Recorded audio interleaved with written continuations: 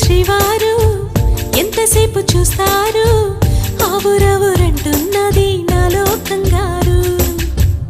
ఏమిటో శ్రీమతి గారు గీత దాటి వచ్చారు, తలలో మల్లెలతోటి తయారయ్యారు. కోరి వస్తుంటే హొక్కబెట్ట చేస్తావే, పంతమొచ్చి ఇన్నాళ్ళు పస్తులుండమన్నావే. కోపమే దీపమై కొండెక్కి పోవాలి.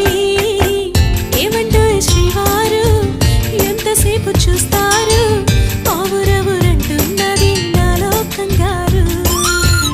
ఏమిటో శ్రీమతి గారు గీత దాటి వచ్చారు, తలలో మల్లెలతోటి